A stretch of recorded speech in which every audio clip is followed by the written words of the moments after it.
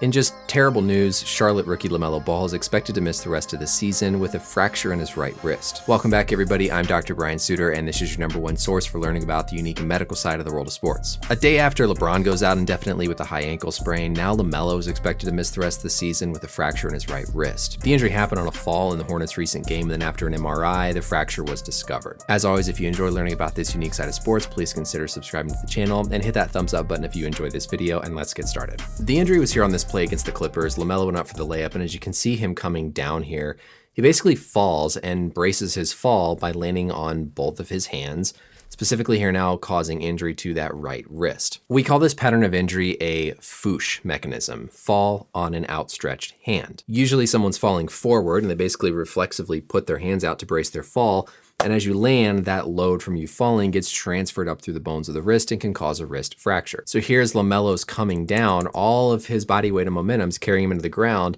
and he's bracing that impact and transferring that load through his hands and wrists. Specifically here in this position, you can see his wrist is in an extended position, meaning it's pointed up like this, and all of that load's gonna be coming through his radius and the ulna, primarily the radius in his forearm, to help brace that fall. And this is gonna be the moment when that injury occurred. We could see right away LaMelo's grabbing at his wrist here, signifying that he's in pain. Here on the bench, we could see the medical team examining his wrist. And as we'll point out in the anatomy, it looks like they're working on the radial or the thumb side of the wrist. We saw him come back in with this support. Really, this is more supporting the thumb and kind of the bones near the thumb and the wrist. But now, of course, we've heard the news about the fracture. Now we can narrow down our differential a little bit from Woj's tweet saying that the fracture is near the thumb. If we look at our biodigital anatomy tool here, of course, we can see our thumb here on this side. Everything on the thumb side of the hand is going to be considered the radial side of the wrist, and everything on the other side is going to be the ulnar side of the wrist.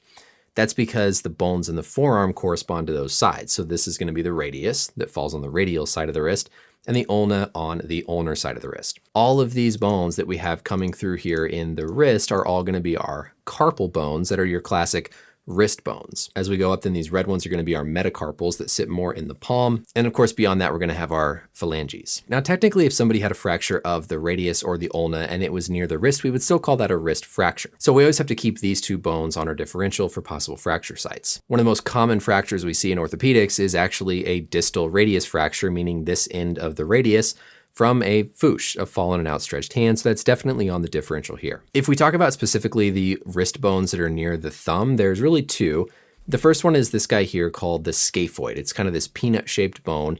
And then the next one above it is going to be the trapezium. The trapezium is honestly very rarely fractured. Usually when we're talking about a fracture over here, it's to this scaphoid. And scaphoid fractures are particularly troublesome because number one, they can actually be really hard to see on initial x-ray. Part of that is just the complex anatomy of the wrist bones, but also the fracture lines can just be really small and hard to see. So what we'll sometimes do in clinic, if somebody comes in and we suspect a scaphoid fracture, if we take the x-ray might be normal. We actually have to have them come back in a week or two to repeat the x-ray, because what can happen in the initial stages of fracture healing is the fracture line actually gets a little bit bigger to where it then will show up in the x-ray before it ultimately closes back up to heal. But if we're highly suspicious of a scaphoid fracture, we would go straight to something like an MRI, because an MRI is going to show it right away. This whole sequence of LaMelo coming back in the game, he then had an MRI that showed the fracture, also makes me kind of put the scaphoid fracture higher up on the differential just because of that kind of node sequence of how those can present.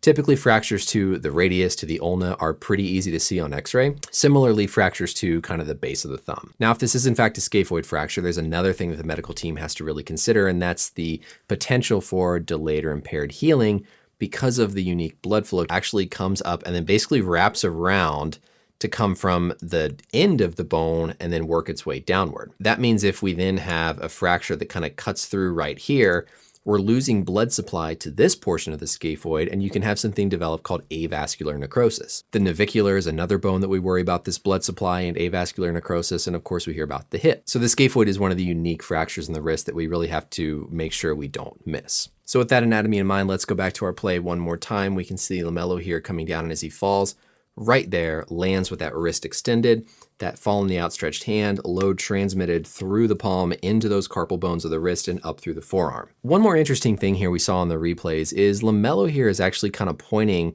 to more so his distal radius here on his wrist. So this top portion is going to be the radial side of the wrist, and this is going to be the ulnar side.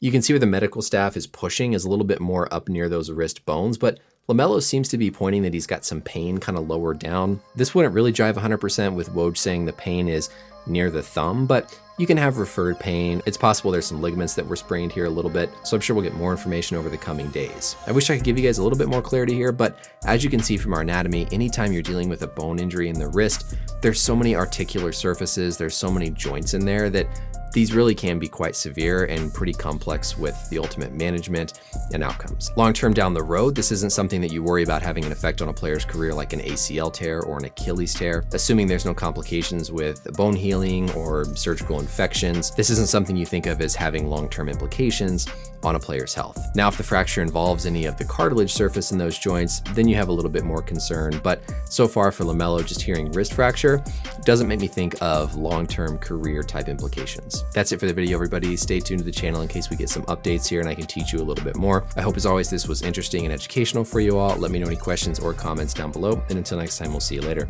Bye.